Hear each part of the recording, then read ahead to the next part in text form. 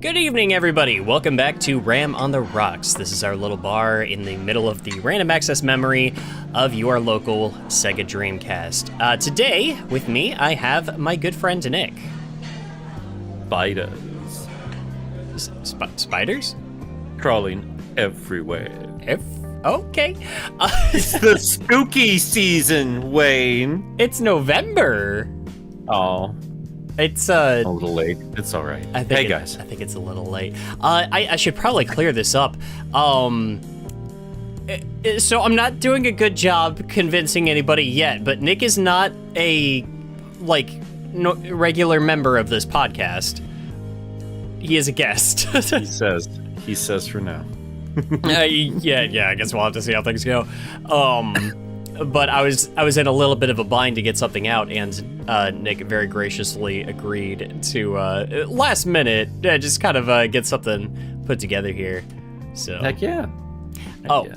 And I should introduce myself as well. I'm Wayne. I'm Wayne from Wayne is Boss.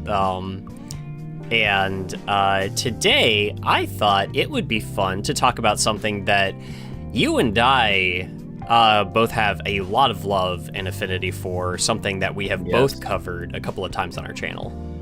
Mm-hmm. And that would be Klonoa. Indeed.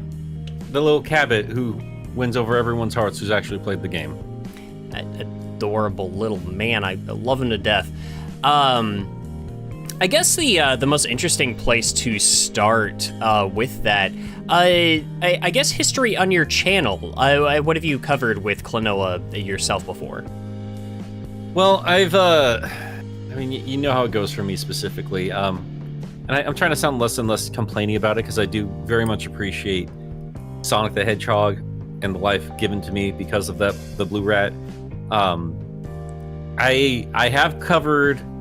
One of my videos was every version of Klonoa 1, and the other video was just the many comic books of Klonoa, which were a surprising amount of those things. I wanted to talk about the emotional core of the ending of the first game and how it really connects with the second game, and just cover the second game in general. Have not yet done that, and I do still occasionally get the random comment asking where that is, so I'm very thankful for those folks there. But yeah, so far all I have right now publicly are those two videos, but I deeply love Klonoa. It's the reason I got a PlayStation. Oh yeah. Love that little guy.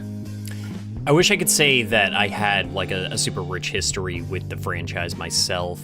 In truth, I think like my first introduction was, I swear, being at like a pharmacy, like a CVS or a Walgreens with my mom one night and seeing, I think it was like one of the Game Boy Advance games. I saw him on a box and I was just like, he looks cool. And I kind of saw him in and out for a while after that. Sometime or another, I stumbled across like a video or something that was kind of going over Door to Phantomile, and I got enraptured, and I think that was one of the first times I tried like booting up alternative means to play PlayStation 1 games. And finally got a chance to play through that. Later on, my roommate, actually, we work for the same company, she traded in her copy of Door to Phantomile, and it's specifically at my store because she knew I would buy it, and then I did, and I still have it. Since then, I have covered every North American released Klonoa game on my channel and just kind of reviewed them. I feel like I would do those videos a little bit differently now, but isn't that kind of the trap with this line of work? Yeah, occasionally. I don't know. I don't know if I feel the same way about a lot of my stuff, if I'm honest. Every time I kind of revisit old stuff, I have noticed like, oh, good point, Nick. Because I got them thinking in my head like, oh, I should have said this, and then I say it next in the video. I'm like, oh, good job, buddy. Good job. I can tell you, like, if I had the chance, if I had all the time in the world, I would redo every Spider-Man video that I had ever made, because I hate most of them. I think I especially hate the Spider-Man PS4 video. which is funny because that was the one that first started getting traffic into my channel, like a lot of it. I do not like that video at all. Well, I mean, it'd get numbers. It's Spider-Man. It did. Oh yeah, especially like for where it was at the time. Like it was kind of unbelievable how well that video did. So people love Spider-Man video games, dude. They just fucking love them. They really? Sorry for the language. I'm trying to do better. You're fine. You're fine. Sick. I'm sick. It's the illness. It's okay. I've got a little disclaimer. It drives me to sinning. I've got a little disclaimer saying that there'd be some adult language. It's not that big of a deal. I actually do have I've got a copy of, what was it, Klonoa Beach Volleyball, and now thanks to my friend Josh, I have the means to actually boot up European games on my American PS1, and I've been meaning to review that one for a long time, and I had it in the runnings for like an April Fool's Day video a long time ago, but for one reason or another, it just didn't happen. If you keep going down the, I don't know, if you stay in the territory that you are in terms of, I mean, do people know what you're working on right now? Oh yeah. Oh, I've been keeping everybody updated. I want everybody to know that like Digimon World 3 is happening. It's coming. It's a little surreal, kind of reaching the end of the PS1 era, at least for the American games. I'm planning on going back to the Japan exclusive ones at some point, but I kind of think that the smarter thing to do for the time being is to kind of tackle the stuff people know the most, and that'd be at least probably within the circles of my audience, and that'd probably be the stuff released in America. That's fair. That's cool.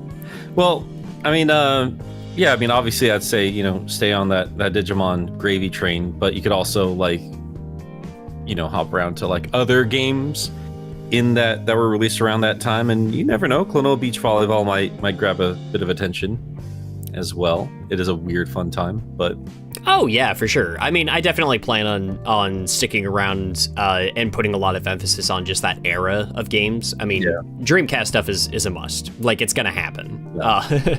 That Skies of Arcadia video, I think, is probably one of my most anticipated projects for me personally. If nobody else watches it, that's fine. I get one. I'm doing Digimon World 3 for everybody else. I'm paying my dues. I get to do the Skies of Arcadia. That's the rules. That's fair. More than fair.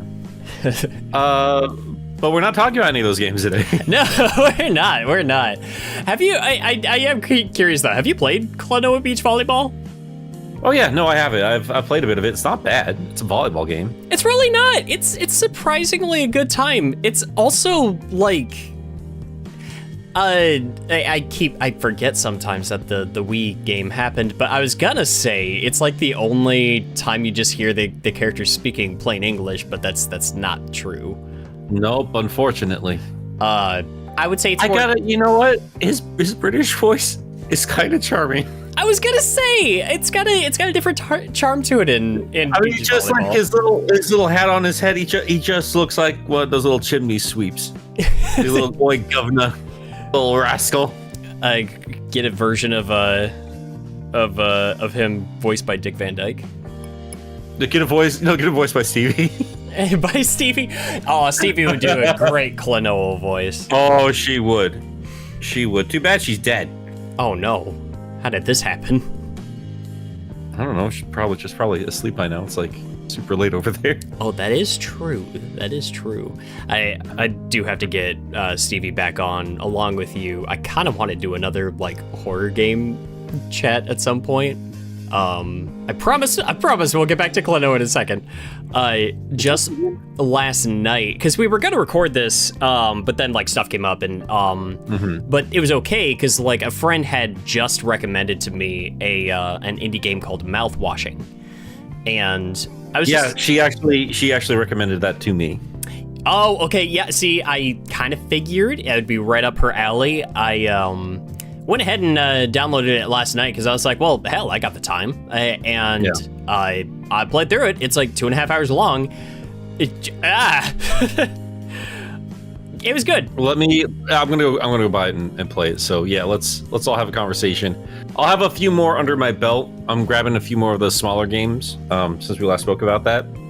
Yeah, I'm only halfway through Squirrel Stapler. but I'm going to finish it.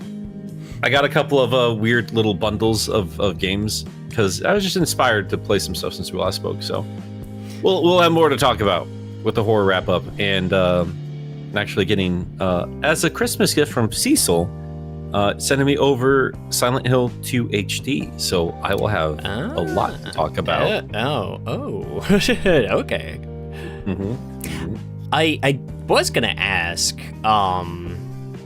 Speaking of okay, actually, I don't have a good segue for this. So, Klonoa games that I have not played. I have played all the North American ones, and then I've played beach volleyball. Sadly, I've not had the chance to dip my toes into the realm of the Japan releases, which I think most of the exclusives were handhelds. The only ones I can think of off the top of my head, and correct me if I'm wrong, is the RPG and the Wonder Swan game. That's kind of what I'm thinking. There might be some part of my brain that's like making up another one. I could have sworn that there was another one for the GBA that was exclusive, but I could be wrong. I think it's just the two platformers and the RPG. Yeah, I'm pretty sure that's it. The RPG has me interested too, partially because Klonoa, I guess for anybody uninitiated, is what we would define as a puzzle platformer. Right. Yeah, it's like, you're jumping around platforms, you're moving from point A to B, but there's always an obstacle that you actually have to put a little thought into. And Klonoa's moveset, which is grabbing enemies and inflating them, and then like using them as a tool to progress past certain like obstacles and such, like it is an array of small puzzles, and especially if you're going for like 100% with all the dream stones and everything, like it gets your brain working a little bit. I'd say more so in Lunatea than in Door to Phantomile, but that's always there. Yeah. The RPG is weird to me. Like it's weird because like if you think about Klonoa, like I think like the first thing anybody thinks about is the impact of the story, even though there's not any real consistency there. So when I heard about the RPG, it made sense, but it didn't at the same time. Yeah, that's kind of my take on it. Is that like there is a precedent for like heavy emphasis on narrative with Klonoa. Yeah, but also, just the idea of him, Should we say full spoilers for Klonoa? I'm glad you recommended that because I was about to just like blow off the lid. Yes, full spoilers. We'll just say for Klonoa as a franchise. Because the rest of the franchise does not work unless you get the plot twist of the first game, which is he's a dream traveler, and that. I mean, like we probably will spend a bunch of time talking about the ending there, but I mean, I feel like we're gonna have to have a part 2 Klonoa conversation because like the RPG game was something I desperately wanted to play when it first was announced, and then it came out, and it was Japanese only forever, so I just kind of became accustomed to not having it. The English patch exists now. Like there's an English version. I have it downloaded and sitting on my computer, and I just have not touched it, which is embarrassing. But like I don't have the time for anything anymore, so that's part of the reason. Yeah. But like most of our conversations, Wayne, I'll probably feel a great itch to finally try it after we're done talking tonight. Yeah, I've been eyeballing for a while the Wonder Swan game, Moonlight Museum, I believe is the name, which I always thought was cute because that name made a return in Lunatea's Veil. I just like the name. It's a good name. They just know it's a good name. Oh yeah. I do finally have a Wonder Swan. I do got to spruce it up a little. The polarizing film over the screen on the inside has faded, but otherwise the system is functional. Not too hard of a fix, thanks to a codename Gamma. For sending me in the right direction of an eBay listing that had a quote-unquote busted Wonder Swan. Not only is it a Wonder Swan, it is, and not only is it clear orange, which goes great with my collection, it is the first Digimon edition Wonder Swan. Nice. Yeah. Dude, I got so lucky with the green ones I got. I got so, because one of them's like a Gundam version, and I was like, I could give a damn. Care. I could care less. But I got it when it was still cheap, and apparently it's harder to find now. I don't know how true that is anymore, but I mean, like, let's have a conversation sometime about collecting for our specific colors for game machines. I want to know what kind of challenges you've had. Because I've had some interesting ones. That'd be a ton of fun, especially since like I'm cheating a bit with some of mine because I'm doing like custom shell swaps and stuff on some of the I don't think that's cheating. Like, okay, we're just have to say it now. So like, I try my very best to get every system in my color if it exists. Painting doesn't count for me. Mm-hmm. I have some painted ones that I just use for work and stuff like that. But for the rest of the time, I have like, these are the official releases, and then the next step is, well, if it's not official, I want the shell. Like, I need that color baked in.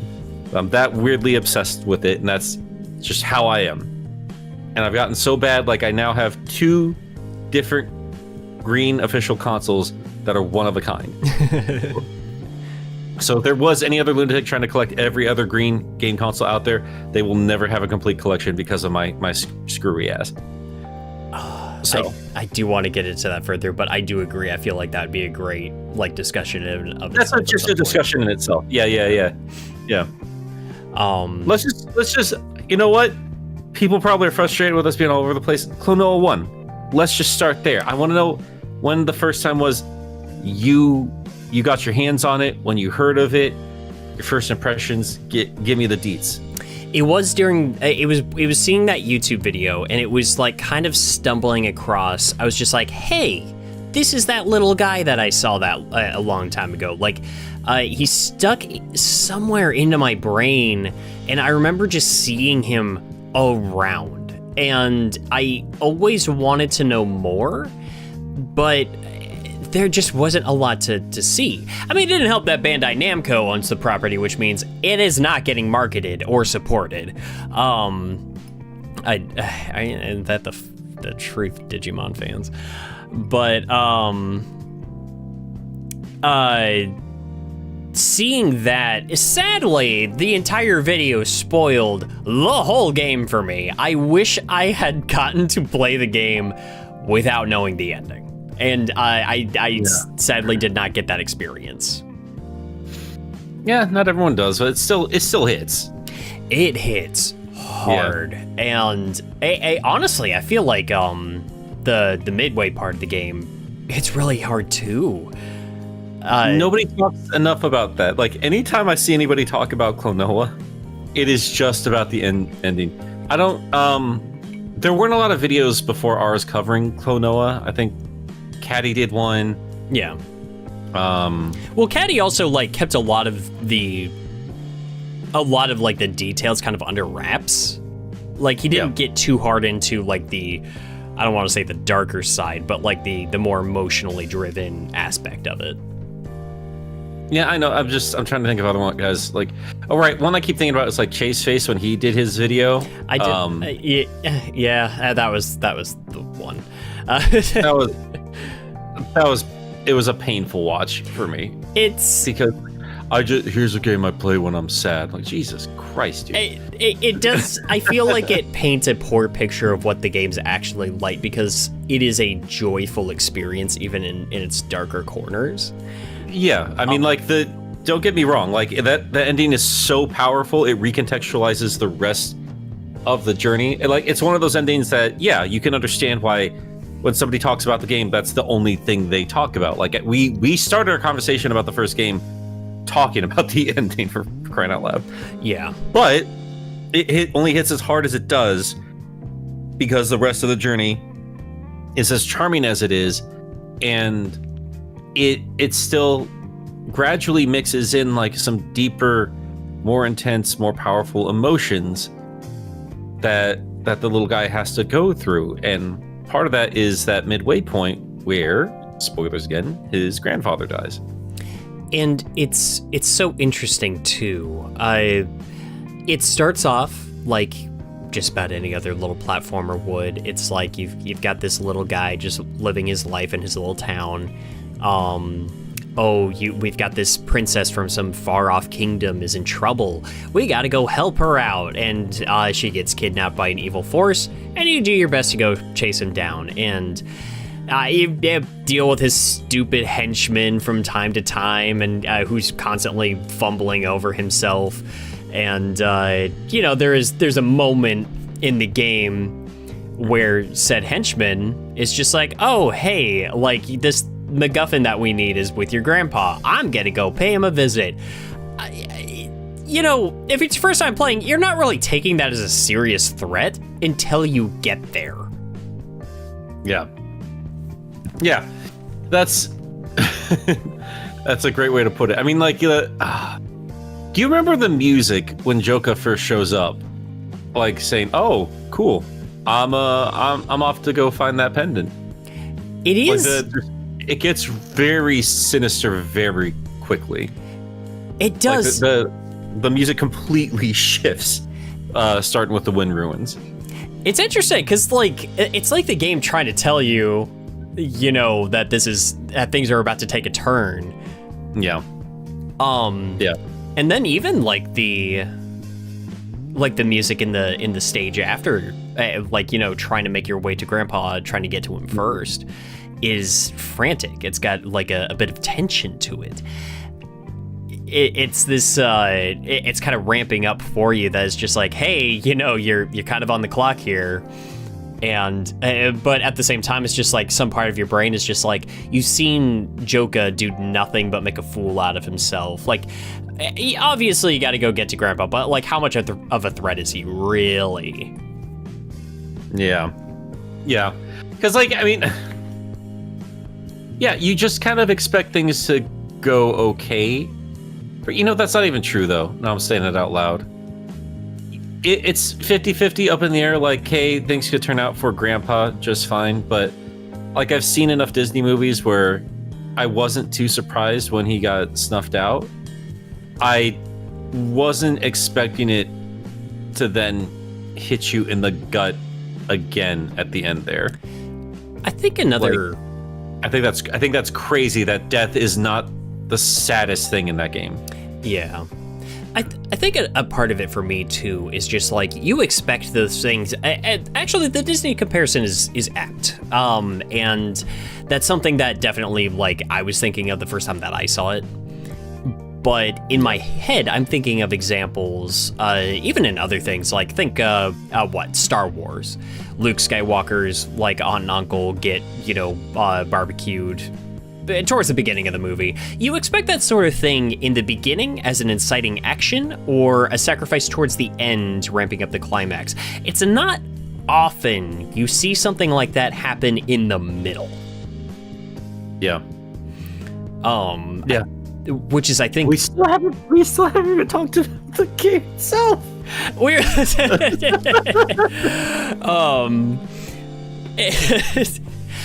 you better, if you're listening to this, you better have played the game. I'm sorry, but like, I think that needs to be said. I don't think everything needs a synopsis, right? Like, I do think sometimes if two people are already jumping all over the place with a topic, passionately talking about it, I think that should be reason enough a lot of the time to say, hey, go play this game. Because there's no way anybody listening to this who knows you, who's tuning into your voice, doesn't already know about Klonoa.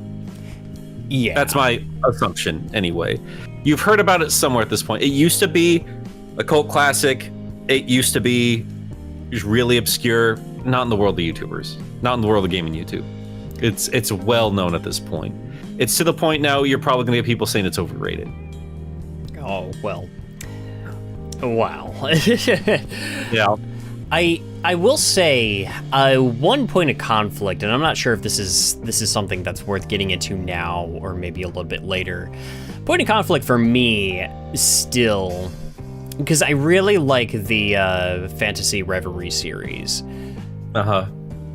For Lunatea's Veil. My recommendation for Door to Phantomile is still I still recommend it, and I still think that it's a fine way to play Door to Phantomile, and I think it's still a good way to play Door to Phantomile. And from what I have seen, you're not missing out on much if that's your only context of the game. I will still always recommend the PS1 version over it. Yeah, no, I'm right there with you, and it could be. No, I was about to say it could be nostalgia. It's not. Because I know what I'm doing. Well, I also didn't play this game for the first time until I was like in college. It's not just nostalgia. It's yeah. No, but you talked about it in your video. Like I shouted you out in my video because I was proud of you for noticing these things that I thought I was being a bit too nitpicky about. Because I've played. I mean, like I played. I was working at GameStop when Klonoa Week came out. Like I lost my mind when I saw it in the. It was in a montage. That's how it was announced. It was in a montage of games that were coming up when the Wii would come out. So I pre-ordered it. It was the only copy in the store. Bought it. I have the pre-order pin still that came with it. And something was lost when I played through that version. And it was clear as day that the CG cutscenes really had attention to detail at the front of their minds when they were making the PS1 version. And they did some really beautiful things in those moments that were not caught in the re-release. And then that one re-recording in the latest version, which is crazy. I am glad that I don't feel so crazy for noticing that like strongly. Yeah. Like, why not use the original record? Now, to be fair, are we thinking about the same moment here? That's the one. If like the original recording is so good, but the clarity is so much higher within that recording, but also it just doesn't feel like it hits the same. When Klonoa's grandfather dies, it's not instant. It is a moment wrapped up in tension and anxiety. You see the hut get destroyed. You make it there, and you think for a second you made it there in time before Joka shows up, blows the place up, takes off with the pendant, and sicks this giant monster after you, which, oh my god, the music that plays during that boss fight is so good. And I think it plays up like the emotions that Klonoa are feeling in that moment so incredibly well. Like, this is his rise to action. This is like him getting snapped out of his world and his reality, and suddenly like things are so much more dire than he would have expected them to be. Yeah. And then the quietness as you sit with your grandfather and he tells you what's left to do before just dying. And the gut punch that you get from this little rabbit just screeching in pain. Like, and there's I think another part of it for me is like there's a much heavier reverb to it. You get a greater sense of like scale. Yeah. It's I don't know. Without context, this probably doesn't make a whole lot of sense. But in the Fantasy Reverie series, which is the most current release of Klonoa 1 and 2, they reuse the Phantomilian language, which is the made-up language for the game. They use the audio recordings from the PS1 version, except during gameplay, and except for that one screech. Maybe they thought it was too intense for the kids, to which I say, don't be cowards. I thought she was a little bit more hoarse in her re-recording, like a little bit more violent in it. I thought it was a little bit too intense in the wrong way. Yeah. Like the audio was, I mean, the audio difference was off to the point where it was distracting. And yeah, I don't know. I think they were trying to make it more intense. I don't know what the point is. I would love to be a fly on the wall there I would love to know what the thinking was behind that moment. It's very confusing. Yeah. I also. There's a couple things too. I want to when we're off this particular subject, there are a couple other things I've noticed too. I want to. Oh, for sure. One thing that gets me is just like because of like how strong that moment is, and that is the whiplash. Like it is this happy, cheery 2.5D little platformer. Everything you encounter is adorable, and it has moments where it's kind of tapping on the screen and telling you, hey, there's something a little bit heavier going on here. I got that sense when fighting the second boss with the king in Jugpot Falls that gets possessed. Like there's a sort of intensity to the music there where it's just like, oh, there's a bit of depth here, but like it still doesn't prepare the uninitiated player for just how heavy that scene is going to be and just how much it's going to hurt Klonoa. Yeah. Like I said, I'm a bit mixed on that because I guess I'm just used to how Disney does it at that point, where I was like, okay, yeah, I could see them like hitting there emotionally, and good on them for being brave there. I just didn't realize like that moment was also going to be setting you up being like, okay, it's gonna get worse. Oh yeah, like I I don't want to jump there just yet, but yeah, I do like that. Right after that, you get a moment where it's just like, hey, there's a friend that you made earlier on in the game that's ready to take you on to the next area, and there's like a new fire, like a new purpose, like put into Klonoa in the midst of all of this, and the music, like, God, the music is so good in that game, dude. Yeah, it does a great job. What's crazy about the music is like not only does it a great job of just telling the story, helping you feel what you need to feel in the moment. And, being just, great earworms at the same time. How many composers does it have again? Do you remember? It's got a lot of people on it. It's not one, just not one person.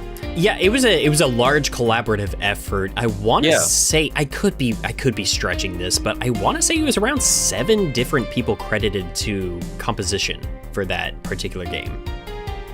I was thinking 13, so it's got to be somewhere between 7 and 13. Yeah, it could be. It was a lot. I think one of the other few games that I've seen have that many composers attached and it still turn out so good was the first Xenoblade Chronicles. Also was a huge collaborative effort of like a lot of big names in video game music. It's just wild to think about. Yeah. No, that moment, again, we're talking so out of order here.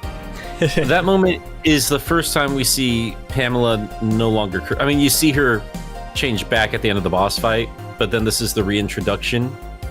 Like, and she's no longer, this scary, sea creature. She's now obviously a force of good, like almost comes down like an angel. A fishy angel. With that, with a nice little, it's not a violin, but the ground stringy thing, the big ground stringy thing. I don't know what those are called. Like a cello? Is it a cello? No, it's not a cello, is it? I'm gonna look that up. Cello. That's like no. Like a harp? It could be a harp. Harp sounds right. I think you're thinking of a harp because a harp. Yeah. What a crazy instrument that thing is, man. What a wild instrument that is. That's got to be like probably. Ethereal. Yeah. Hey, it looks like an instrument of the gods. What a cool thing. Anyway. Well, no. I mean, that is the thing, though, isn't it? At that point, Klonoa is reaching into. You are hearing it from the beginning of like, hey, this is a princess from a kingdom like not entirely of our world, like where we live. It is of a sealed off moon kingdom, and it feels incredibly out of reach. They may as well be gods. And so to be carried there by, somebody who just can so casually take you to somewhere you can barely even dream of, that is like an almost supernatural experience for Klonoa himself. Right. Oh. And man, yeah, go ahead. I was just like, brother, we are being the most disorganized set of people talking about this game. Hey, Wayne. Yes. How's the gameplay? The gameplay is fun.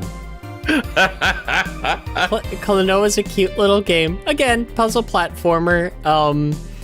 You're just moving from left to right most of the time, but it's a 2.5D, so the environment kind of curves around the three-dimensional center, and you're gradually introduced from smaller puzzles to big ones. Be like, hey, you can use these inflatable enemies to get yourself higher, essentially, giving yourself a little double jump. You've got these little moonstones, scattered around. You don't use them for currency for anything, but they do grant you extra lives if you collect enough of them. And there's a cute little thing that will happen if no, wait, nothing happens. It's just bragging rights if you get all the dreamstones. I forgot about that. No, you also have these like little villagers from that inhabit like the different areas that you're exploring, and you can rescue them. And if you rescue all 6 in a level, when you go to the map screen in between levels, like, they will start playing a little part of a song, and the more that you save throughout the entire game, the more complete that song will be. It's cute. It's, when you describe it, it's not too far off, and I don't think I'm the first person to make this comparison. I mean, there's obvious Kirby comparisons there. Oh, yeah. I was also thinking Yoshi's Story. Except if Yoshi's Story wasn't so babyfied. It definitely is more in the realms of like Kirby 64 and Yoshi's Island in terms of mixing the cute with a real sense of adventure and danger. Yeah. It's a really... God, video games are so good, dude. I think one of the things, too, I love about... I actually really enjoy the way Door to Phantomile looks in Reverie series, but man, the PS1 original is such a good... So I don't know the term. It was used for Donkey Kong Country, where you would start with like a 3D model and then sort of like rasterize it into pixel art, and then use sprites based off of like a rendered 3D model. I know that for Klonoa, they did it so that they could maintain a consistent 60 frames per second, for smoother action. Mixing... Yeah, it's a really smooth game. It's really, really smooth. Oh, butter smooth. The environments are all 3D. Again, PlayStation 1, so, very blocky and whatnot, although I think it uses a lot of that to its advantage because the simplicity of the design of that world is used to good effect. Like, it's not just, it's just basic. No, like, the simplicity is an asset. And the 2D sprites for the characters, like, kind of layered on top of that, it makes for such a unique look, and it still holds up incredibly well today, I believe. I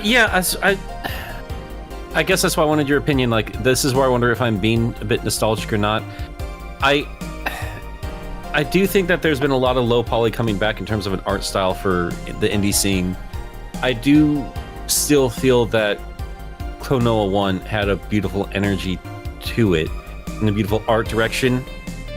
And I do think they made all that work together wonderful. You know what? No, it does just look better. It just looks more unique and it looks more lively than any of the re-releases. I do still think the game would have done better if they had been bold and gone Octopath Traveler with it with that re-release. I wish it was at least an option. Yeah.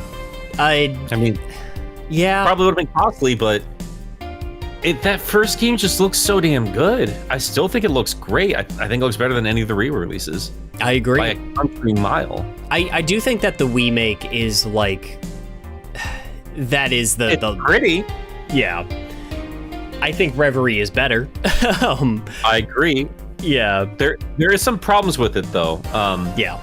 Oh, I think it's built on the bones of the Wii version, right. But like some of the camera angles, I know specifically in the Moon Kingdom, during one of the cutscenes, Klonoa is just standing on this little corridor path, and you can see him clearly. But in Reverie, that same cutscene, they use the shorter, tinier model for him, so you can't see most of his face because it's covered by a hand array.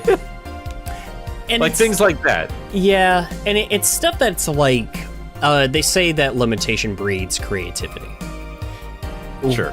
When you're working in a smaller box, you have to control more of what goes on in there.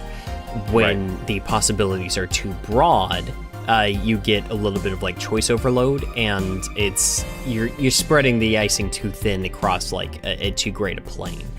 It's why I admire pixel art to this day and why it's still so heavily utilized. It's why I think that low poly visuals in games can still be used really well.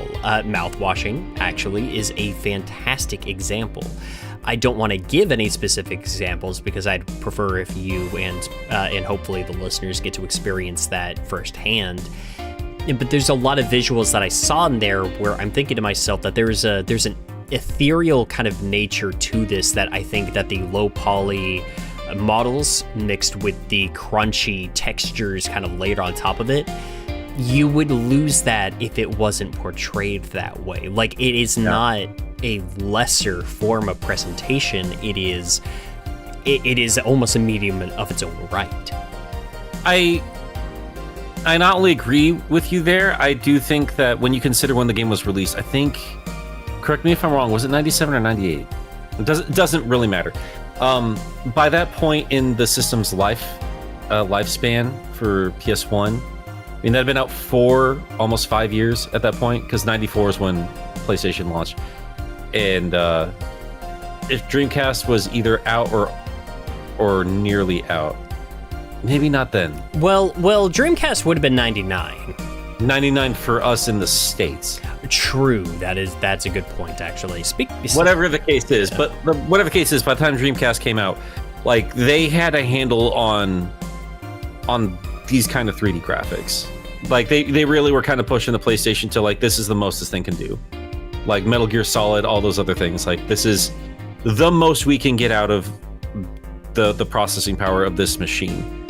And I think Klonoa is the pinnacle of what you can do with the art direction on that machine in a lot of ways. Again, Metal Gear Solid and all those other things, they do it in their own way.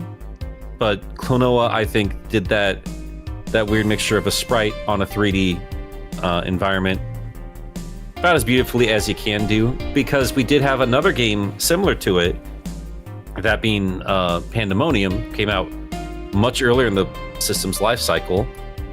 Uses a full 3D, polygonal character, still on a 2.5D thing. Looks way more, looks prehistoric in comparison, if I'm honest with you. So no, I do think it goes more than just nostalgia. I do think they did what they had to do, but they also made it damn pretty while they did it. It's something I admire about the creative process sometimes, where something that starts, another great example, because I've spoken a lot about these games on my channel before, but Gravity Rush, like, not the go-to game series maybe when it comes to talking about creative use of hindered draw distance, but the Bond Dessiné inspired like backgrounds and the way that it like evolves and or devolves, I guess, and turns into like a comic book kind of backdrop the further you get away from it. That was a concession made for the fact that it was made for the PlayStation Vita, and you can't have a lot of draw distance for that. But then it added this element to it that was just like, here's this really unique aspect of this that, like, I can't think of many other games having.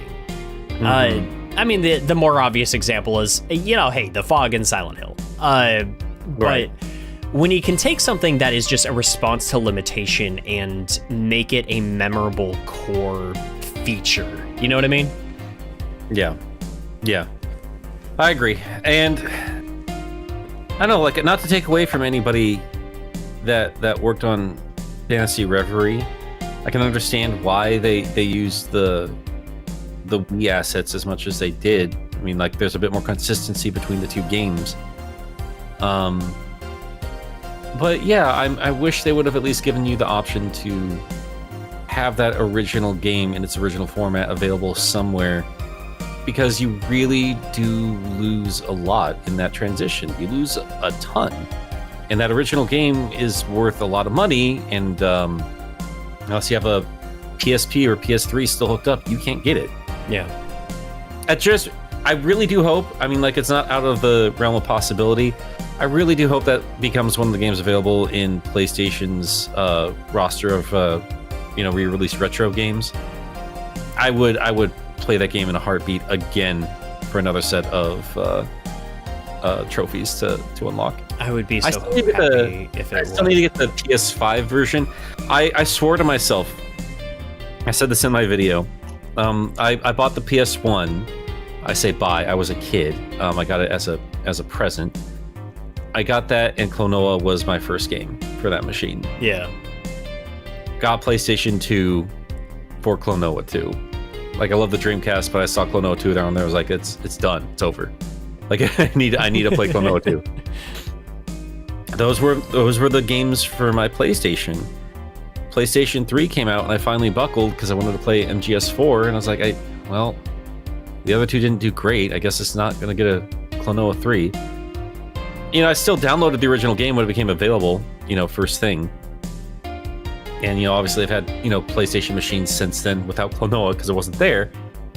But now that they've re-released it so many times, it's like, it'd be kind of special just to have it on the 4 and 5.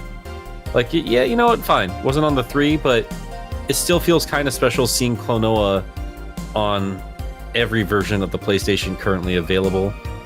At least as much as it can be. Technically, you can play the original game on the 3, on the PSP, and on the Vita.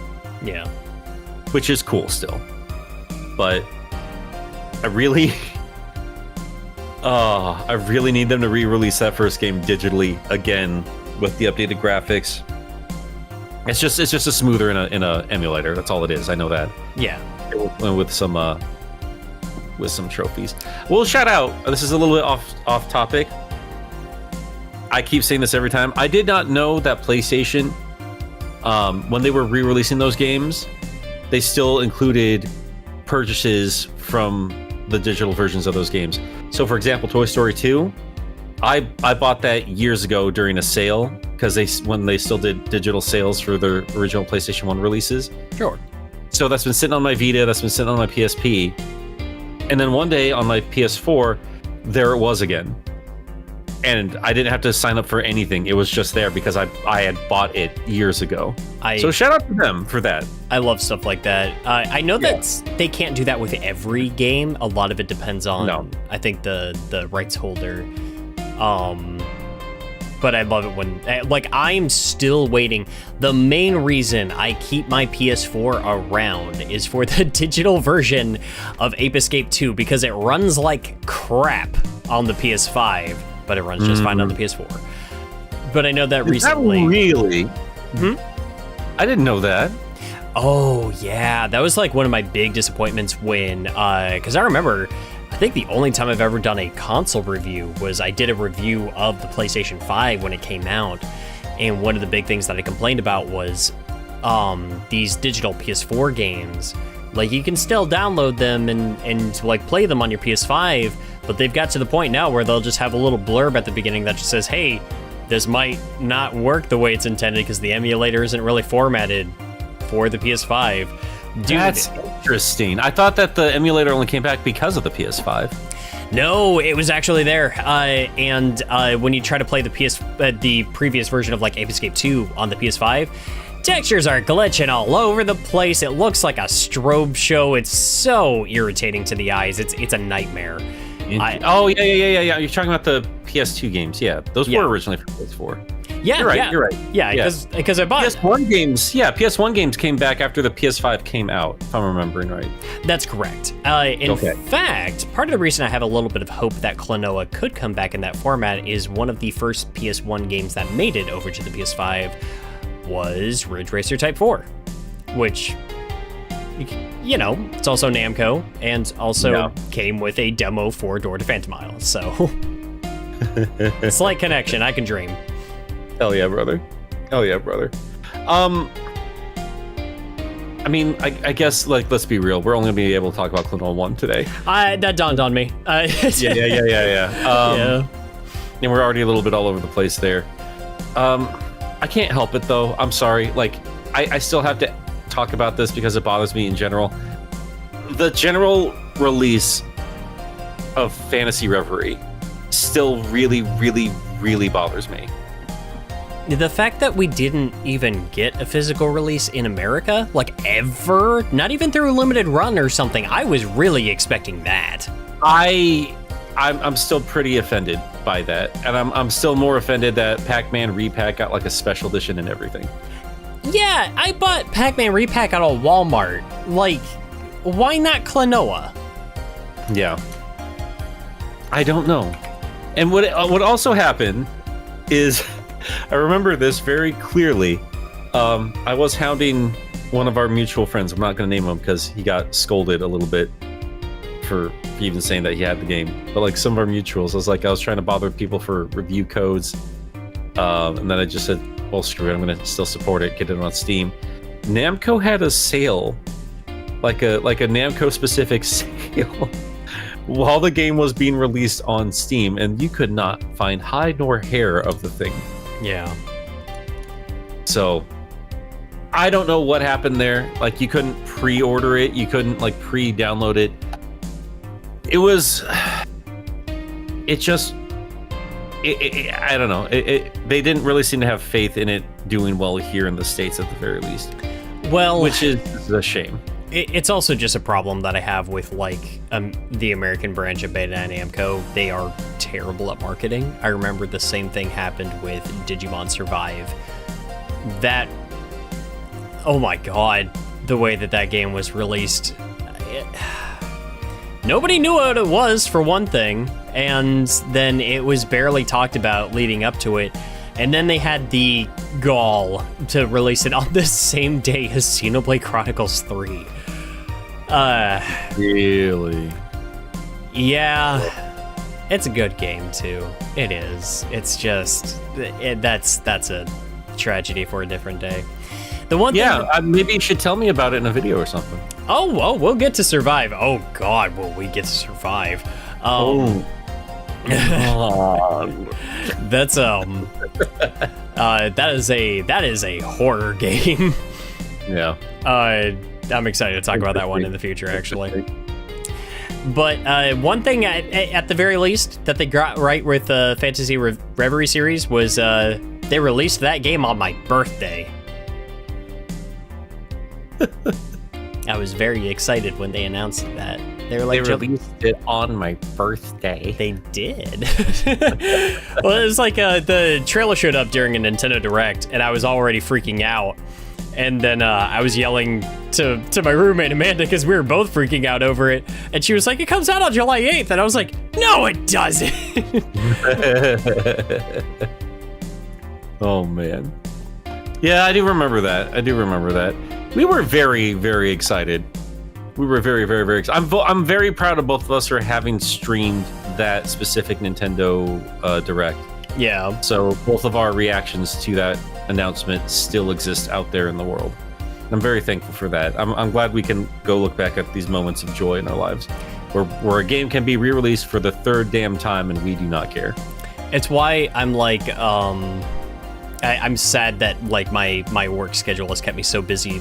For some reason, specifically on days that these presentations always are. Like, I don't remember the last time I had a day off during one of these presentations I cared about. You gonna be watching the new Sonic 3 trailer on Monday? I probably should. I mean, I probably should be streaming that. Yeah. I should get some. some mango for my bucko. I don't know if I'll stream Like, it, but if you stream it, I might pop in if that's cool. Yeah, that'd be great. I'd love to have you on.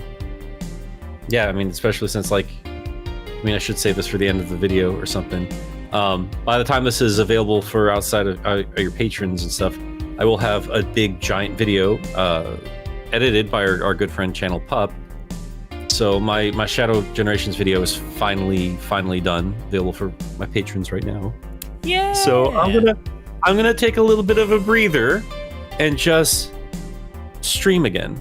I'm cleaning up my game room this weekend. I'm gonna try some Christmas lights up, and yeah, gonna watch a trailer that's gonna get ad blocked anyway because Paramount. Oh. Right. Yeah. Yeah. Understand. Yep. Yeah. You know what else got ad blocked because of Paramount? What's that? The second half of Klonoa Door to Phantomile. Did it really? No. That was... Oh. Is that your transition? That's all I got. Fair enough. Yeah, I mean, I don't know, man. Don't you get tired of just giving the synopsis for things? I do. It's a podcast. I don't want to. Yeah, because it's just what do you say? Oh, you go to this level, and then this happens. And oh, you go to this level, and this happens. I'm more interested... Noah is a cat with rabbit ears. But is he a cat? Is he a rabbit? Is he a puppy dog? I don't know. I'm more interested in, complaining about the loss of the particle effects from the walkway outside of the tower in the penultimate level of the game. It's those kind of things where it's just I'm sorry, but they were having fun on the PlayStation. They were like, look what this thing can do. Isn't that neat?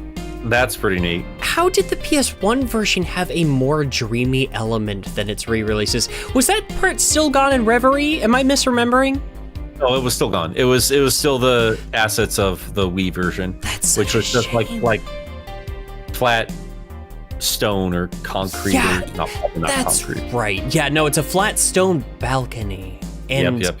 in the original, it's like a cloud of floating rocks and stars fall from your feet, and there's a little a wind chime that plays as you walk over it. And the music that's playing, and this is the first of the last two levels of the game, when you're in the Moon Kingdom, things are as dark as they can be at this point. And it is this slow, somber melody. Another thing I adore about the game is that it transitions between these there's a background element of the music that's gone when you're inside, but when you go outside, the music has more depth to it. It's the music's playing outside is what it's like. It's you can hear it outside. I love that little attention to detail. It's really, really cool. This really is just one of the coolest games on the PS1. There's so much to it. Yeah. I mean, we're mostly talking about the art direction and the music direction as well. But I mean, even with the gameplay, I don't think it's gonna blow anyone's socks off. I think I said it in my video, I gave a bit of a warning there because by the time you get to my video, you've probably heard from other YouTubers this is one of the greatest games ever made, blah blah blah blah. But when you play it, it's not gonna blow your socks off in terms of platforming prowess. Mario has done all it can do in terms of mastering what this is supposed to be by this point. Sonic still stands out just in terms of the general movement for what a platformer can do. This one is not doing anything mind-blowing, but it is still being creative. It's just doing everything very, very well. It's got its moments too, where it's just oh, you're in the Sun Kingdom. The eclipse is kind of fading in and out, so there are certain nightmare enemies that are warping between phases, and the level will kind of hinder or benefit you in different ways depending on which phase it's in. It's at that point in the game where they can play with the mechanics. You should have a handle on them. Now we're gonna throw in a new element that really kind of trips you up. Yeah. and then and then you get to like the cutscene right before the final level, where you find out that your best friend Hupo, who's with you from the beginning. We haven't mentioned Hupo. We haven't mentioned a lot. We haven't mentioned Klonoa, dude. That's also true. Yeah, like it's just full free. Yeah. This really is the we assume you've played this kind of podcast. Yeah, it's fine. It's fine. But like that moment where Hupo is kind of explaining, it's just like, hey, I'm the prince of this kingdom, and you're kind of here to help us, like do this, that, or the other, and you see a little bit of Klonoa's, like, he kind of gets that sense that he's like, oh, I've been manipulated a bit here, but, you know, in his brain, he's still just like, hey, nah, but we've been friends forever. Yeah, you know, of course I'm gonna help you out. Like, I would do that regardless. Mm-hmm. And I've said this like 50 times, but oh my god, the music that plays in that final level, it's so good.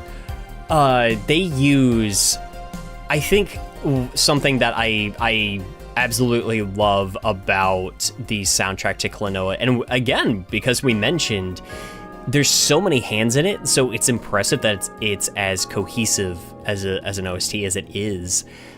Mm-hmm. But the way that so many tracks utilize different wind instruments, since this is a character that uses wind as an element for most of his attacks and movement. So the fact that you've got flutes and trumpets and wind chimes and everything, like there's all of these different like wind-based instruments that are used in a variety of ways throughout the game. I always loved that touch. Yeah, I'm right there with you. There's so many little details to love about this game. I think that's why when some of those details are lost, like artisms really kick in. I think that's why we you and me specifically have complained as loudly as we have about the newer re-releases, even though they're solid. They're really solid. But why fix what's not broken? And that's like, I'll never be like, oh, you played a lesser version of Klonoa 1 because you played the version on the Switch. Like, I'm not gonna do that. You still played a game that means a lot to me, and the sum of its parts is more than just like the small details that got lost. But it's not to say that those small details don't still matter, and we can't still lament that they are gone. Yeah, absolutely. Yeah. I do wonder, thinking about it now,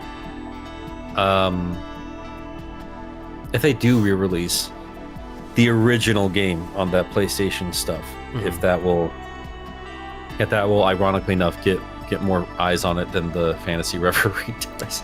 It would be interesting.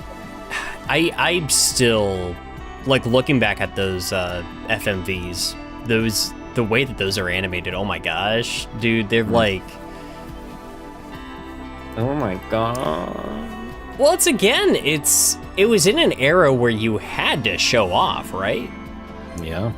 And I think that the jarring element of the presentation of the game shifting to something else entirely made a certain level of sense, because it's like, oh, hey, the Moon Kingdom is being summoned, and it is this cataclysmic event. Like, the world is growing dark. This kingdom is just like descending from the heavens. The ground beneath it is ripping apart.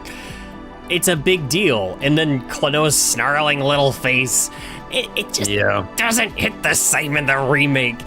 But it's done like it was a production. Like that, those moments were animated on the level that you would have done a feature film in that era. You know what I mean? Yeah. Like, I honestly think that the animation in the FMVs, like, please stop me if I'm being over dramatic here. The work that went into those PS1 FMVs, I think, rival the work of Pixar from that same era. Like, I don't think you're off. I mean, I think that was very much the intention. I mean, I kind of touched on that in my video, where I was saying, like, remember when this came out, this was more than just trying to, I don't know, we're so inundated with CG stuff to the point where we're like, please show us actual gameplay. Because, like, graphics to this point can just look pretty enough on their own. You don't need CG. Like, they've used CG to the point where they're like trying to pretend it's gameplay. Like, that's how good in-game graphics have become. Back then, they were a selling point. They were here to show you, like, we can tell cinematic stories. Final Fantasy VII sold itself strictly on the cutscenes. Like, that's what the commercial showed, and it easily became the most popular of the series. Yeah. Like, that's what the PlayStation sold itself on. So, yes, like, following the trends of the day, as video games always tend to do, Klonoa did the same with its cutscenes, and they did it brilliantly, and I missed that. I was always wondering if at some point there was going to be some sort of fan mod for the PC release that, you know, when you hit those key points in the Phantomile game, like, it'll just play the FMV from the PS1 version. To my knowledge, such a mod does not exist. No, and I know it's a naughty word now. I do wonder if AI upscaling could help those out these days. I don't know. I do wish there is also a difference between, like, using AI as, like, a tool for, like, filtering and stuff versus, like, generative AI, which is usually the problem. Agreed completely. Man, I really do wish it would have made all the difference in the world if I could have just had, like, a little sprite Klonoa as an unlockable for Fantasy Reverie. Yeah, okay, actually, let's touch on that. In Reverie, do you remember the stupid, like, pixelated filter they added? What was that?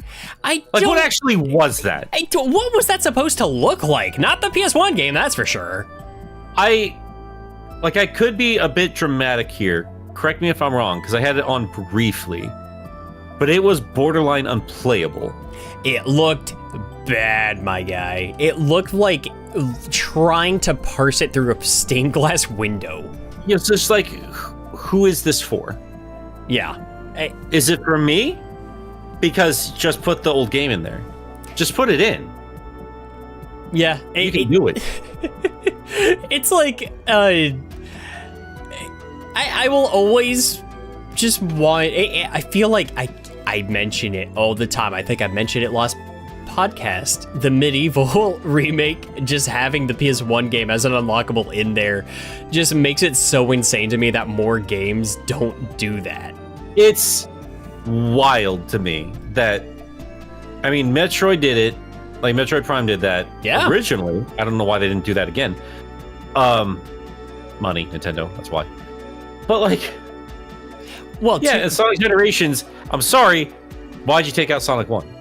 Why'd you do it? Like, it is such a lovely extra. What? So Sonic Generations, the original console release of that had Sonic 1 available in the hub world. Did it really? Yes. Okay, so I've only ever played the original Generations on Steam. Was it not on that? Not on Steam. It's only on Xbox 360 and PS3. Oh no, wait, this is ringing a bell. Okay, yeah, because now isn't it replaced with, like, an ad for Sonic Origins? I don't know if that's a meme or not. I'm going to, full confession here, I've not popularly played through Sonic's campaign since Shadow Gens dropped. Shadow Gens is so damn good on its own. If you play the remaster of Sonic Generations, please get back to me. I need to know if I'm crazy or if it legitimately does feel different. I'm going to compare the two. I'm going to do a video comparing, like, all the versions of Sonic Generations. Because it does feel off to me. And I wasn't sure if it's like, am I just out of practice or is there something else going on here? Yeah. So we'll talk about that another time. But actually, maybe we'll talk about it in January because I'm dragging you on stage with me at MagFest. Oh shoot, that's right. We just before this podcast recording, we actually both got confirmation. This is such a disorganized discussion. We both got our confirmations that we're doing panels at MagFest 2025 this year. Very Yeah, excited. Mine is going to be from 7:30 p.m. to 8:30 p.m. Thursday night, so it'll be the first official day of the convention, about the wild world of Digimon video games, the history of video game releases for the franchise, and just what a weird little ride it has been. And mine is called Is Sonic Finally Good Again? And that will be mine is mine is 10:30 to 11:30 p.m. Saturday night. Oh hell yeah. That is awesome.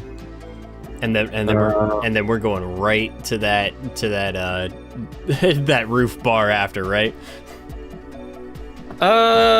Maybe I'll let's wait till we're off the show, because oh man, that was a precious night. I was so proud of you. I was so proud.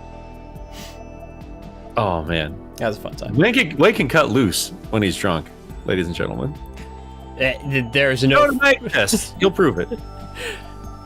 I'm excited. I'm looking forward to Meg.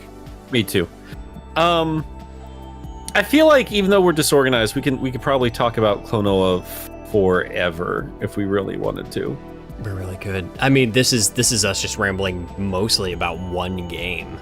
Yeah, and that's fine. That's how these conversations tend to go, and that's what makes podcasts so special. Yeah. I mean, I would love to get on for another discussion just about Lunatea's Veil at some point, because that's another game that I feel like really warrants. Let me do my video on it at some point. You know what's embarrassing for me to confess about Lunatea's Veil? I've only ever played through it fully twice. The original release and when it came back out for Fantasy Reverie. And I don't like it as much as one. Well, like, nowhere near as much as I like one. That's the thing, because that's going back to what I said before, is like that's why my video might be a little different now than it was before, because I remember saying that, like, oh, Klonoa 2 is like a step up in every regard. I think on some levels that's true, but overall it is a game that, like, sorry, it's not cold. You're fine, buddy. It is a game that, like, overstays its welcome a little bit. Oh yeah. Versus, like, Door to Phantomile, which is a brisk, like, 4-hour game, maybe. It is, you can blast through that. Whereas Lunatea's Veil feels padded in the sense that, like, you're going back over similar areas multiple times, and some of the levels drag on too long. Sometimes, like, the game has a problem with making you feel like this was a waste of time. Yeah. By the end of some levels. And that's... Again, we'll save that conversation for another day. But yeah, like, I love the game. Genuinely love the game. I don't like it as much as the first one. I think the first one is a genuine masterpiece that I could recommend to everybody. It is like, it's you go through such a wave of emotions and feelings and sights and sounds and everything just in like 4 to 5 hours. It's a proper adventure. It's a proper adventure in all senses of the word, where you go on a journey, you see the world, and you grow. And growing is a beautiful but painful process. It's a great game. The story is compelling, it's simple and charming, and it's an elegant way to touch on some really challenging feelings no matter what age you are. It does it with grace, and it does it beautifully. And the gameplay itself is easy enough to understand, and man, it's clever. I mean, that last final secret level is there to just say, kids, kid gloves are off. We knew what we were doing this whole time. Yeah. Let's see if you do. I love it. And love it. It's so interesting too, just because it's like you're going from location to location and you're discovering the sense of identity that the inhabitants of these areas all have. They'll be like, here's our culture, here's where we live, here is like who we are and everything. And they know who they are. Like they have their lives kind of figured out. They're set, like, and things are coming around to distort that and to try and shift and change them only for at the very end you find that your best friend has been doing that to you from the very beginning, is taking Klonoa and just sort of warping and molding him into what he needed, in not letting him discover for himself who he is. I think that Klonoa's identity and who he is as a person like shines through, especially as he does grow throughout that journey. But there is like a very interesting kind of like theme of identity, I think, throughout the game. And I think it's like the inverse of Link's Awakening in a lot of ways. You know, the hero has to be sacrificed for the sake of the world, as opposed to the world has to be sacrificed for the sake of the hero. Well, not even so much Link himself, but, you know, for the dreamer. Yeah. Yeah, and it also, I think, is a great look at what dreams are and how they make us feel. Where you could be caught in the middle of a dream and it could be just your reality until you wake up, and then it's suddenly not. And you almost feel, I don't know, like wistful, like a bittersweet sadness, like, oh, this is now gone. You know, like this is just something that was just a part of you, and it was the most important thing in the world up until you woke up. And I think that sadness of waking up from a beautiful dream is captured beautifully. I think the idea of what a dream is well constructed in this world. It is this ideal friendship, you know. I know we have skipped over a lot of details and everything. At the end of the day, what matters is you take on the bad guys, you beat them, you return home. Things aren't quite the way they're supposed to be just yet, but, you know, Princess is going to sing her song, the world's going to kind of reset, and that's when it's revealed that when the world is brought back to its natural state, Klonoa won't be there because that's not where he belongs. It's the weight dropping where Hupo is just like, the memories that you have of us growing up together, being friends and everything, they're all fake. Like, we implanted those in your head so we could basically mold you into the model hero that we would need now. And Klonoa doesn't care. No, he wants to be in, because again, like, that's what his reality is, and he doesn't want to, you know, leave it. What I think is interesting, this is something I wanted to talk about when I kind of analyzed the ending of the game versus the ending of the second game. Like, if this game just exists on its own terms, is, you know, without the, you know, the franchise building out from there, because Klonoa obviously has a base design no matter where he's at as a dream traveler. But if you look at that original game, like the inhabitants of the Wind Village, compared to his grandpa, and again, like the Wind Village guys that pop out from the bubbles and stuff like that, they all look like Klonoa. So, is Klonoa inhabiting a body that makes sense for Phantomile, and he doesn't actually look like that in his own waking world?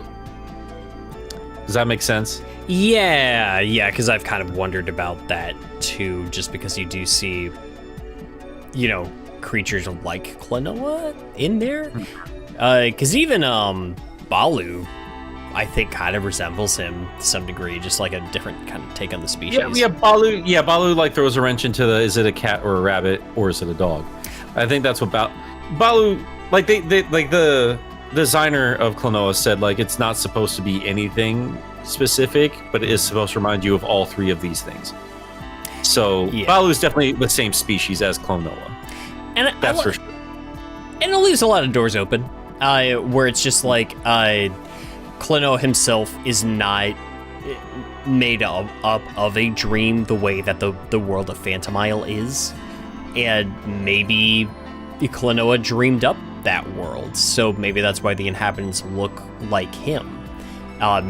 Maybe the other sections, the other regions, are the dreams of other people, kind of like manifesting as their own little parts of this world. I kind of like to think of it that way. It's almost it's hard to think of it. Well, I mean, like, there are some comics that kind of, it depends on how canon you consider them. Like, there's a webcomic out there that basically just confirms Klonoa looks like this.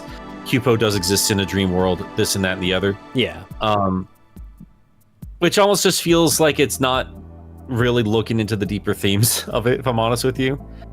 Like, it's very surface level. Because, like, I do think if you analyze it a little bit deeper, it's like, yeah, like, if this is a dreamer, because, like, they play this out like you are the dreamer. Like, the player is the dreamer. Okay. So it could be because you have to write your name there, and like when you close the book at the end of the game. It choked me up the first time I played it too. Yeah. It's good stuff. Yeah. But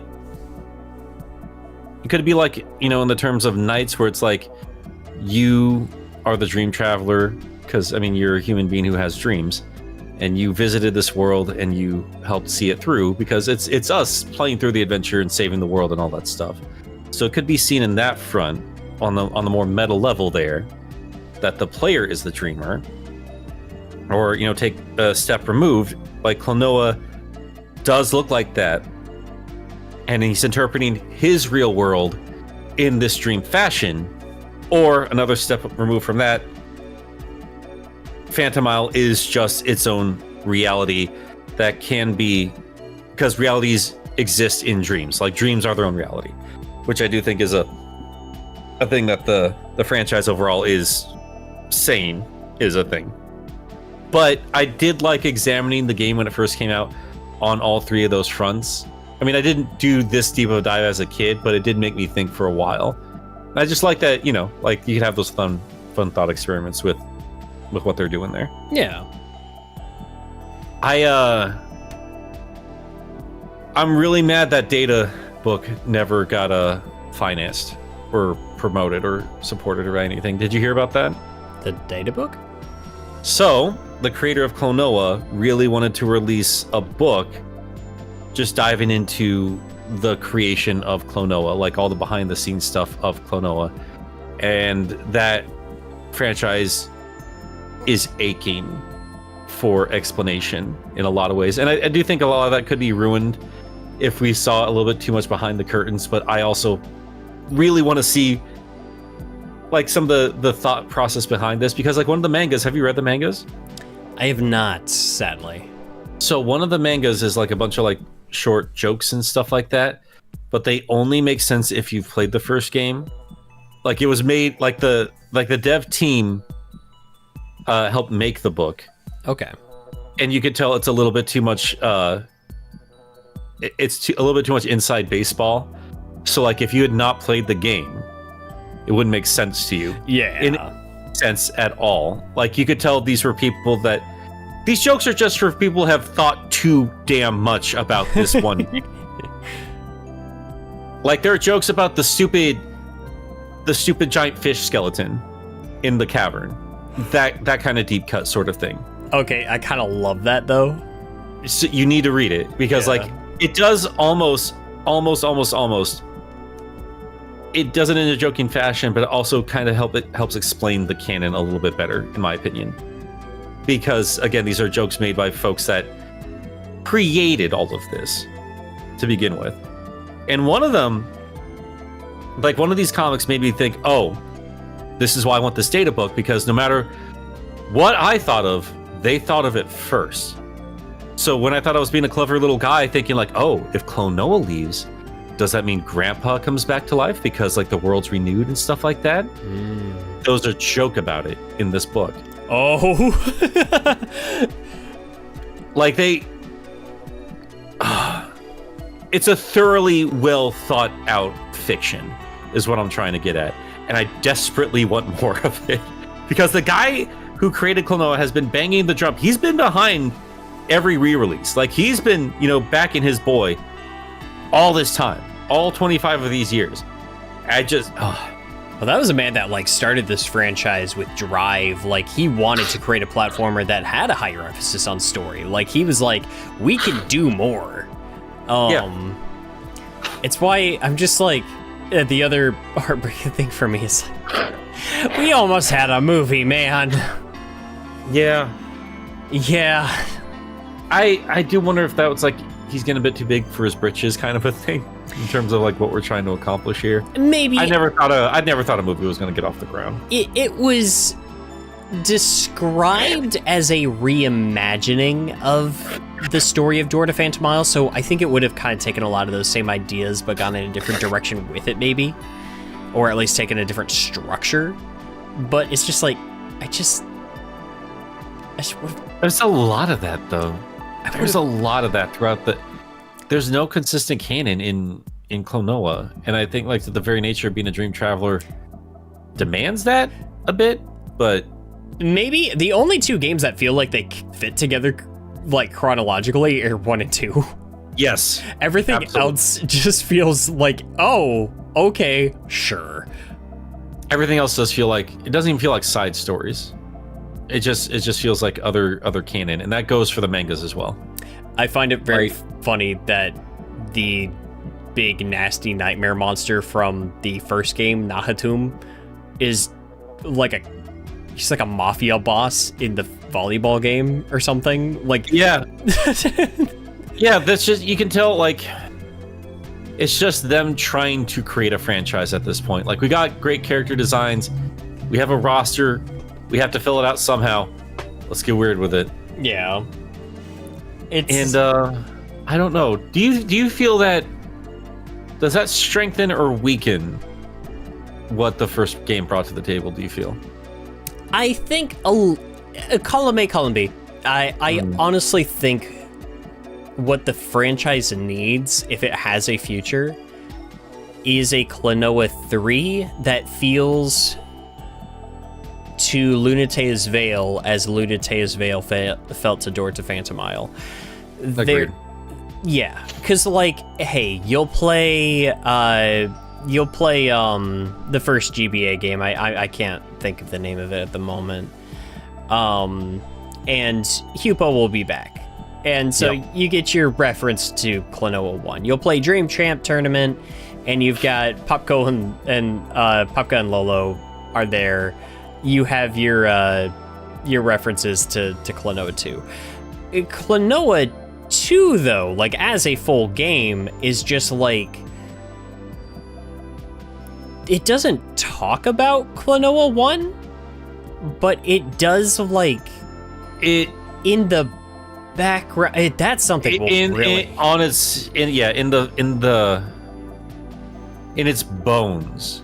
You can see Klonoa 1, like especially at the ending there. You can see some very, very obvious themes connecting 1 and 2 there, and I do love how subtle it is about it. Yeah, there's a level even as you're playing through it, like that has like a callback to the first one that's just like downright heartbreaking if you stop to like recognize and think about it. And it's moody and really good on its own terms. Like, it looks good because like they did create Klonoa 2. There's a big 2 on the end of it, but I mean, this was basically a launch game. This was like launch window game. Yeah. So it was likely like a lot of folks didn't ever play the first one before touching 2. And like it works on its own on every front, but there is enough there by the end of the game. You're wondering, oh, what the hell is the connection to Klonoa 1? Then you get to the end of the game, and it doesn't flat out say it, but you go, oh. Yeah, and it is just like when you kind of like sit there and recognize, God, we got to talk about that game at some point. Yes. My question, and I'm wondering if maybe this is a better question for after we've talked about 2. We're still hitting on the. I think this conversation piece is okay because we're still staying in the realm of 1 and how it affected other things. Because my question is, if we got a third mainline game, if we got like one more like big effort, should it be a finale? Yes. Instead of just dragging out this poor franchise and just Venture Brothers hoping it will get renewed and renewed and renewed until it finally gets canceled, take that moment to just be like, let's bring it full circle. Let's tell the ending of the story. We know how it goes. We understand how this franchise has been received. I don't want to give up on it, but I also just want it to just kind of be real with itself and just kind of be like, I think we deserve a big out, but also it's just like, it's okay to just say, like, we did it. You know what I mean? So this circles back around to Klonoa 1 in the sense that one of the largest talking points of that game is the ending. They know how to end a story in a powerful way. I think Klonoa in general deserves that big, final, powerful ending on its own terms. And I do think it deserves a finale. I do think a Klonoa 3 to really wrap it all up, say, hey, we gave it an honest go, like a lot of people love it, but not quite enough to keep it at the level, you know, like it's never going to be Sonic. It's just not. It's not going to be any of these other. It tried desperately to be, you know, another iconic mascot platformer. It's just not, and it shouldn't be. So if we got a 3, I don't think we'll ever get a 3. But if we got a 3, yeah, I do think it should be a finale. I don't know if it should be any callbacks or anything like that. But if the guy pushing this series still, and was even teasing like, oh, I'd like to do a data book, it just means like there's so much in his head that he wants to get out there, he wants to share. I believe he's got enough passion to give us one last great story. Even if the mechanics don't really shift a whole lot, they don't need to. Yeah. Like there's enough there to really tie it all together, give us one last great game, and just call it. I will say, especially because the ending of the first game is as powerful as it is, I would say it would defeat the purpose of that title if we went the easy route and just been like, oh, he gets to go back to Phantomile at the end, he gets to be with like his first dream world and his first best friend, you know, yada yada. Please don't do that. I feel like that goes against not only what made the ending of the first game so heartfelt and like so heart-wrenching, it goes against his growth that we got to see in 2. My ideal for like seeing this franchise go out is like the end of the need for a dream traveler, and then show me it sounds so corny, show me a scene of Klonoa waking up. Yeah, it's like that's what I want, and I'm just like, we're gonna reach a point where we are the generation that got latched onto this character like somehow in like some form or another. How many kids picked up Reverie series? Like how many? I don't know. Yeah, I'm sure they're out there, and I really hope that's the case. Like I want to believe that there's a new generation of kids that are like picking this up and like they're really loving what they're playing. But we're in our circle. We hear how people our age respond to this franchise. It's kind of hard to say how the younger demographic that would actually keep a franchise like this alive for longer, like how many of them are there?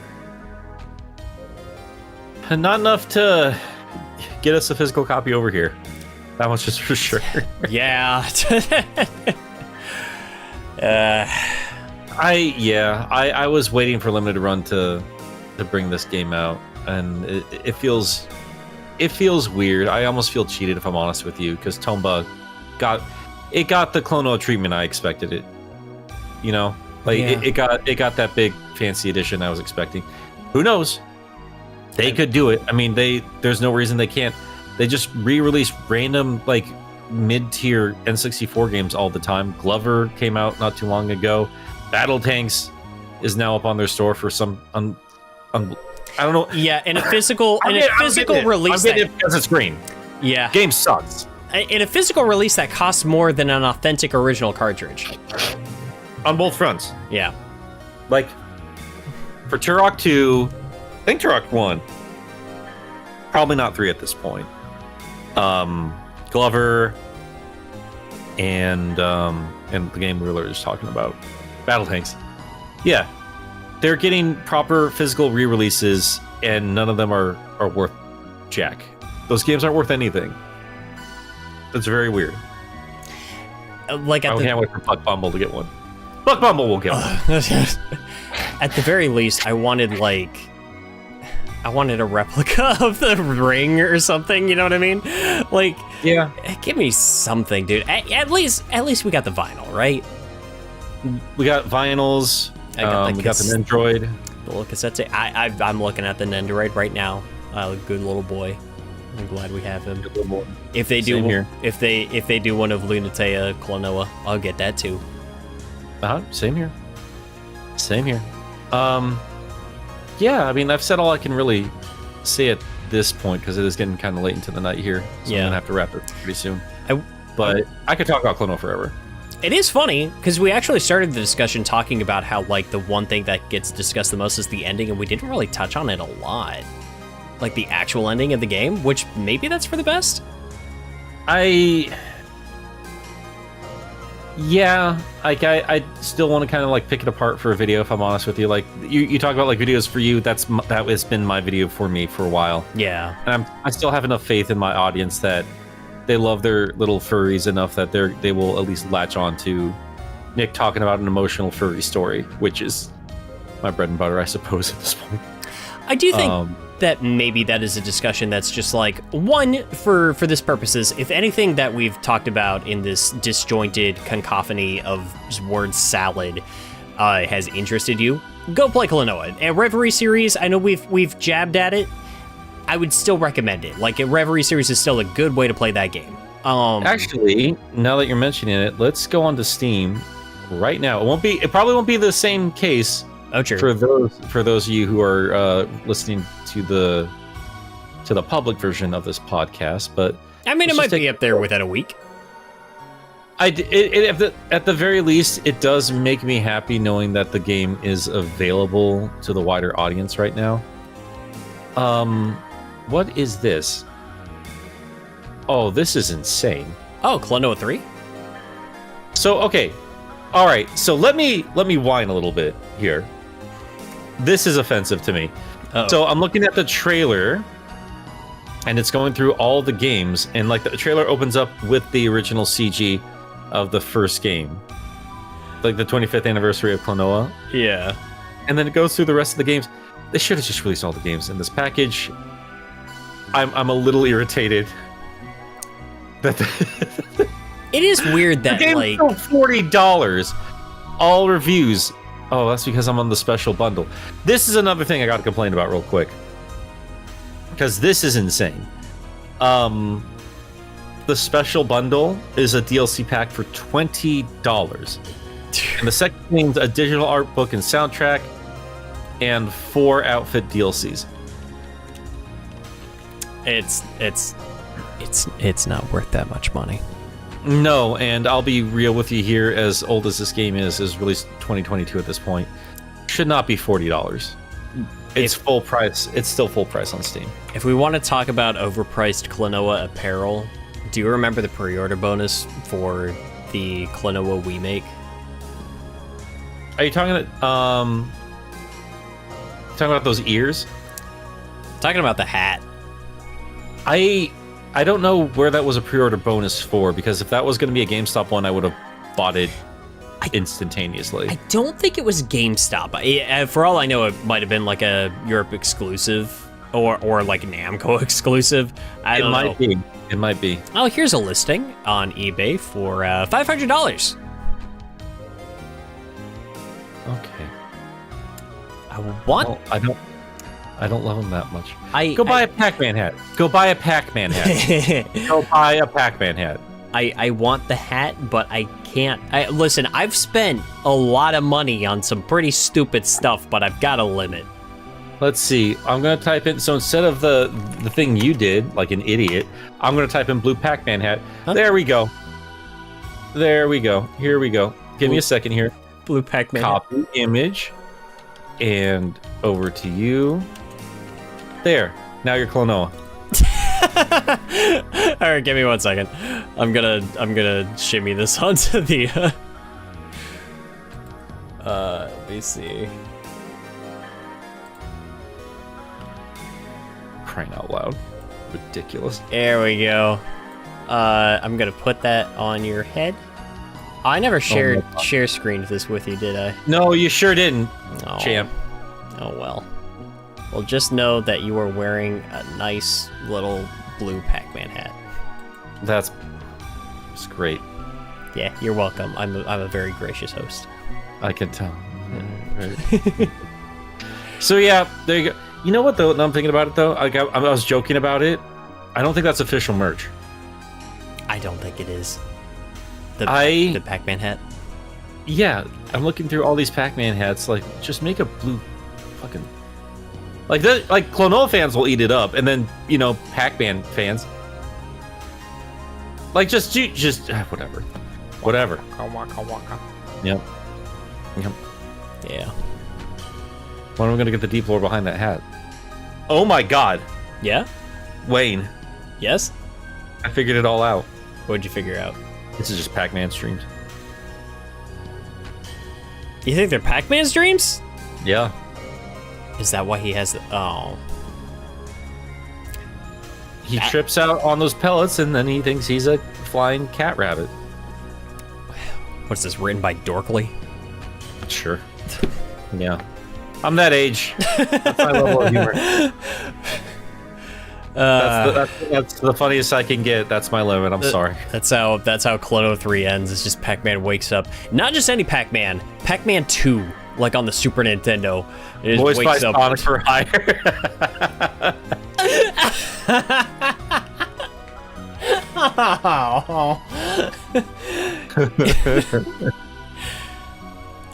Five people in the audience are gonna get that. Yeah, we're old. Yep. God damn. I think that was my introduction to Earthworm Jim back in the day. Well, anyway, I apologize for how incredibly disjointed this discussion has been. I think I had to make the same apology last week. I'll get this down one day. Maybe. Fine. They're fine. Yeah.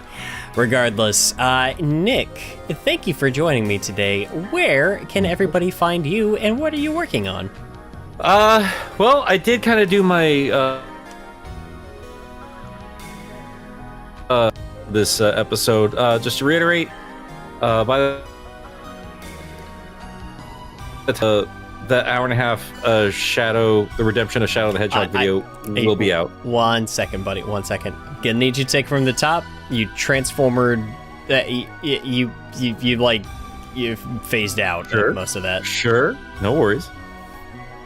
Like I said in the middle of this insane ramble, I run a channel called GameApologist, largely focused on Sonic the Hedgehog, and I just released for patrons and will be public by the time you hear this, the Redemption of Shadow the Hedgehog.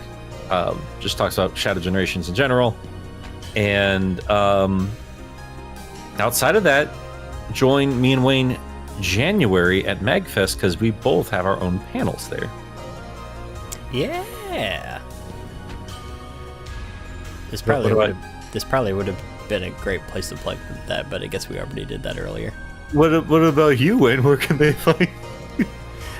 You can find me in my room. I have not left here, except to go to work.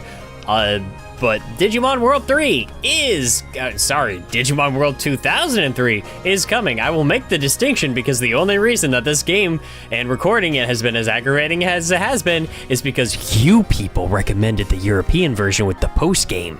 So, yeah. Working Oh, I'm going to need you to explain that in a video. I didn't know that's the difference. It makes all the difference to me. Oh, boy. I had no idea. So that's on its way.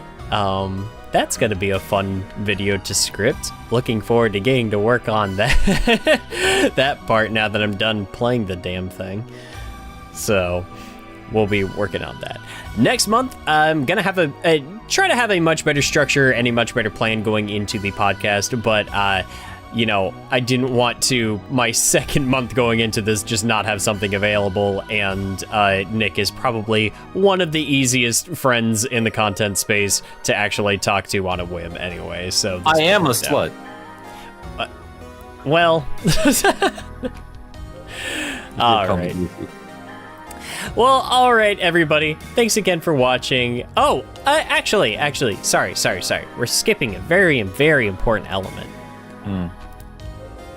Nick, what's your favorite, like, doesn't have to, it's not an alcohol thing. What's your favorite, like, full-time drink? I think just a simple Mexican hot chocolate. That will do. You did apple cider last week, or last month, so, yeah, Mexican hot chocolate. I was actually going to say something kind of hot chocolate related, but I'm not. Get proper hot chocolate. None of this water and cocoa powder garbage. Dude, you can't use water in hot chocolate. That's terrible. Like, It's offensive. Yeah. It's offensive. You can't do that. That's bad. And if you use my offer code on, I forgot where I got it. One of my sponsors, the one that did one of those boxes ones, they sent me Mexican hot chocolate, and I gotta admit, it was really damn good. It was really good. Mexican hot chocolate is good. Yeah. It's real good. Yeah. Well, I'm on the spot because I was going to recommend, like, hot chocolate. Because that's Then like, just say hot chocolate. Do your boring white boy version. yeah, hot chocolate. You can't go wrong with that. It's getting chilly out. You know what? Nice cup of coffee. Get yourself a pumpkin spice latte. Get it hot, though. Cold is for the summertime. You basic. I would celebrate your pumpkins. Who cares? All right. Thanks again for watching, everybody, and we will see you next mission. Bye.